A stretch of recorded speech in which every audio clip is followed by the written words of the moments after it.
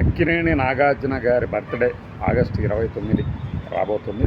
మనం ఈ సందర్భంగా నాగార్జున గారి సినిమాల మీద ఎవరైనా మాట్లాడతారు, ఆయన ఎన్ని సినిమాలు యాక్ట్ చేశారు, హిట్ సినిమాలు ఎన్ని పోయినాయి అని. కానీ మనం చాలామందికి మాకు ఈ సినిమా ఇష్టం అని చెప్పే సినిమాలు, కానీ ఫ్లాప్ అయిన సినిమాల గురించి మాట్లాడుకున్నాం వన్ బై వన్. అందులో భాగంగా మనం చూస్తే ఆయన కెరీర్లో ఒక హీరోగా, అంటే చిన్న పిల్లవాడిగా ఈ వెరుగునీడలు వీటిలో కనిపించి, ఆ తర్వాత కూలీ సినిమాలో విలన్ పాత్ర వరకు కెరీర్ని చూసినప్పుడు ఒక వైవిధ్యత, విభిన్నమైన సినిమాల గురించి ఆయన పడే తపన, అంటే గత 20 ఏళ్లలో అది లోపించింది. కానీ హీరోగా తాను 1 by 1 విజయాలు సాధించుకుంటూ పోయినప్పుడు, ఆ తర్వాత ఒక టాప్ హీరోగా, వన్ ఆఫ్ ది టాప్ హీరోస్గా ఎదిగినప్పుడు బాగా నవ్యతకి పెద్దపీటేశారు, అంటే వెరైటీ పాత్రలకు. కానీ ఆ క్రమంలో కొన్ని సినిమాలు ఉన్నాయి. ఫర్ సపోజ్ మనకి నిర్ణయం, కిల్లర్, క్రిమినల్, రాబోయి చందమామ, ఇంకొద్దిగా ముందుకొస్తే ఈ గ్రీక్ వీరుడిని కూడా చెప్పుకోవచ్చు. అంటే ఎక్స్పెక్టేషన్స్ బాగున్నాయి అప్పట్లో. ఆ తర్వాత మొన్న మధ్య వచ్చిన మన్మధుడు, ఈ సినిమాల గురించి మనం మాట్లాడుకున్నాం. ఇది కట్ అండ్ రైజర్ వీడియో అనుకోండి. ఒక్కొక్క సినిమా గురించి ఈ ఆగస్టు 29 వచ్చేలోపు పూర్తి చేసేద్దాం.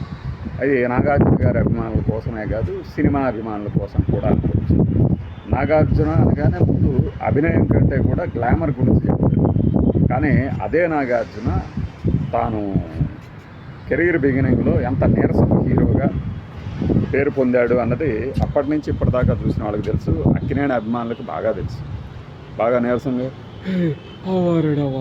అని చాలా నీరసంగా మాట్లాడతారని, రకరకాలుగా ఇమిటేషన్ చేసేవాళ్ళు కూడా ఇప్పటికి కూడా నాగార్జున గారి అసలు వాయిస్ని కాకుండా, అంటే మనకి మిమిక్రీ అంటే అవతల వాడిని ఎగతాళి చేయటమే అనే ఒక అపప్రదలో ఉంటారు కాబట్టి అట్లా చేస్తూ ఉంటారు.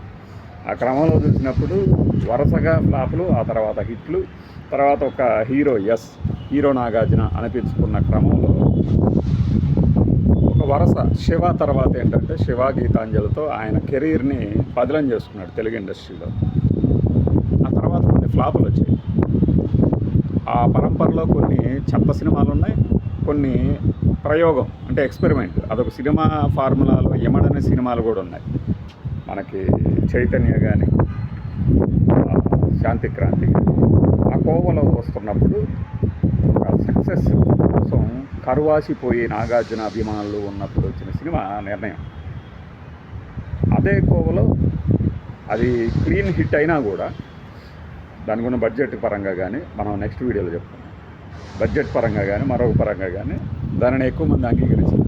ఆ తరుణంలో దాని తర్వాత కిల్లర్ వచ్చింది. బిబి రాజేంద్ర ప్రసాద్ గారు తీశారనుకుంటా, బహుశా గుర్తులేదు. మళ్ళీ మనం విడిగా కూడా కిల్లర్ సినిమా గురించి చెప్తున్నాం. కిల్లర్ సినిమాకి సంబంధించి తాను ఎంతో అభిమానించే హీరో కృష్ణ గారు ఈ కలెక్షన్స్ చూసి సూపర్ హిట్ అన్నారు అని చెప్పి మనకి శివరంజని సెంటర్ స్ప్రెడ్లో రాశారు, ఇంటర్వ్యూ ఇస్తే నాగార్జున గారు. అప్పట్లో కొంతమంది జర్నలిస్టులు ఇంకా వెరైటీగా అమ్మని అమ్మ అని పిలుస్తున్న నాగార్జున ఇలాంటి హెడ్డింగ్లు కూడా పెట్టారు. అంటే ఫారిన్ నుంచి వచ్చాడు కదా, మమ్మీ అని పిలుస్తాడేమో అనేది వాడి ఉద్దేశం. కానీ అదే అలా అయిపోయింది. ఈ కిల్లర్ తర్వాత మళ్ళీ హిట్ బాటలు పట్టిన తర్వాత హలో బ్రదర్లు, అల్లరి అల్లుళ్ళు, దానికి ముందు ప్రెసిడెంట్ గారి పెళ్ళాలు, రక్షణ, వారసుడు, ఇదంతా చూసిన తర్వాత ఏంటంటే మళ్ళీ సక్సెస్ బాటలో ఉన్న ఆయనకి ఒక బ్రేక్ వేసింది ఏంటి సినిమా అంటే క్రిమినల్ మీద విపరీతమైన ఎక్స్పెక్టేషన్స్. అప్పట్లోనే నేను మా దోస్తు గురించి చెప్తూ ఉంటాను కదా, మా ఫ్రెండ్ కృష్ణయ్య సీనియర్ అని చెప్పేసి, మేము కాలేజ్ ఫంక్షన్లో ఫ్రెషర్స్ వెల్కమ్ పార్టీలో కలిసినప్పుడు ఇలాంటిదే ఒకటి వేసుకొని ఉన్నప్పుడు అతనేమో ఐ ఆమ్ కిల్లర్ డాష్ అని నా పేరు చెప్తే ఐ ఆమ్ క్రిమినల్ కిట్టు అన్నాడు అనమాట. అంటే నాగార్జున ఫ్యాన్ అనమాట. మన కృష్ణగారి అభిమాని, బట్ మన స్టైలు, ఆ జుట్టు అప్పట్లో ఇలా ఉండేటప్పుడు నాగార్జున స్టైలా అనేవాళ్ళు. బట్ అదేం కాదు, మనం నాగార్జున స్టైల్ కాదు, మన హెయిర్ స్టైల్ ఎలా ఉంటుంది అని చెప్పేవాళ్ళు. సో క్రిమినల్ అనేది ఒక పెద్ద భారీ ఫ్లాప్. ఎందుకు ఫ్లాప్ అయింది? మంచి పాటలు ఉన్నాయి, చాలామందిని అలరించింది. అయినా కూడా ఈ రోజుకి అందులో ఒక ఫేవరెట్ సాంగ్స్ గురించి చెప్తూ ఉంటారు. కీరవాణి గారి పాడిందే ఆయన గొంతుకు తెలుసా మనస, అది మళ్ళీ మాట్లాడుకున్నాం. క్రిమినల్ తర్వాత మళ్ళీ ఆయన పరాజయాలు, ఆ రక్షకుళ్ళు కానీ, నిన్నే పెళ్ళాడతాతో మళ్ళీ ఒక స్టార్డమ్, ఒక నెంబర్ 1 హీరోగా అయ్యారు అప్పుడు ఆ టైంలో. అప్పుడు మళ్ళీ ఒక బ్రేక్, రాబోయి చందమామ. వరుసగా లవ్ స్టోరీస్తో ఇరగదీస్తున్న జయంతి పరాంజీతో నాగార్జున గారు అంటే ఒక మంచి రొమాంటిక్ లవ్ స్టోరీ వస్తుంది అనుకున్నారు. పాటలు కూడా అద్భుతంగా ఉన్నాయి, ఇంకేముంది తిరిగే ఉంది అనుకున్నారు. బట్ అది కూడా డిసప్పాయింట్ చేసింది. అశ్వినీదత్ లాంటి బ్యానర్లో ఆ హీరో మనకి రాజకుమారుడు కూడా తీసేది మహేష్ బాబు గారు. మరి అది అలా ఎందుకు పోయింది? ఆ సినిమాలో ఏం తప్పులు జరిగి ఉండొచ్చు, ప్రేక్షకులకి ఏమి నచ్చి ఉండకపోవచ్చు, దాని గురించి విడిగా మాట్లాడు.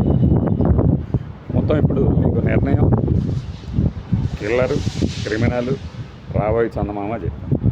ఇంకా దాని తర్వాత కూడా మనం మాట్లాడుకుంటూ ఉండాలంటే ఆయన ఇక ఆ తర్వాత వరుసగా ఒక 6 హిట్లు కొడితే ఎవరైనా స్టార్స్ అవుతారని చెప్పాం కదా. స్టార్ అయిన తర్వాత మళ్ళీ వరుసగా 6 హిట్లు కొట్టారు. 6 హిట్లు కొట్టారు. 6 హిట్లు కొట్టిన తర్వాత మళ్ళీ ఆ గ్రీకు వీరుళ్ళు. ఇంకా తర్వాత ఏంటంటే మనం ఒక శిఖరంకి ఎక్కిన తర్వాత ప్రయాణం దిగటం ప్రారంభమైంది. ఆ క్రమంలో వచ్చిన కొన్ని సినిమాల్లో కూడా మళ్ళీ ఒక ఊపుతాడేమో, కథలో నవ్యత ఉంటుందేమో అనుకున్న కొన్ని సినిమాలు ఉన్నాయి. ఆ గ్రీకు వీరుళ్ళు కానీ, ఆ నేనున్నాను ఇచ్చిన డైరెక్టరే ఈ గ్రీకు వీరుడు కూడా ఇచ్చాడు.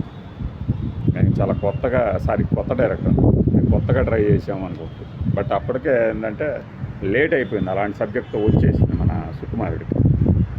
సో ఇది నాగార్జున గారి కెరీర్లో కొన్ని నేనెంచినవి, ఇంకొన్ని ఫ్లాపులు అయినాయి, అటర్ ఫ్లాపులు అయినాయి. వీటి గురించి ఏదో ఒక రూపంలో ఈ సినిమాలను అందరూ అప్పట్లో ఎదురు చూస్తున్నారు, ఎక్స్పెక్ట్ చేసి ఉన్నారు. ఈ సినిమాలు ఆ మన్మధుడు వచ్చేసి గ్లామర్ని మెయింటైన్ చేశారు, భలే ఉన్నాడు. మళ్ళీ ఇంకేదన్నా ఇందులో ఏం చూపిస్తారు, మన్మధుడు 2 అనే హెడ్డింగ్ కూడా పెట్టారు కదా అని వెయిట్ చేసిన వాళ్ళకి నిరాశ మిగిలింది. ఇక చివరికి మనకి నా సామి రంగాలు, ఇంకా ఏంటది మనకి వచ్చిందమ్మా కుబేర, కూలి, వీటితో 100వ సినిమాకి దగ్గర అయ్యారు. ఇప్పుడు ఈ 100వ సినిమాకి ఉంటుంది కదా ఒక హీరో తాలూకు 100వ సినిమా అంటే ఎక్స్పెక్టేషన్స్. పైగా ఇన్నేళ్ల తర్వాత ఒక హీరోకి 100 సినిమాలు చేయడానికి ఇంత లాంగ్ కెరీర్, మీరు దాదాపు 4 దశాబ్దాలు అనుకోరు.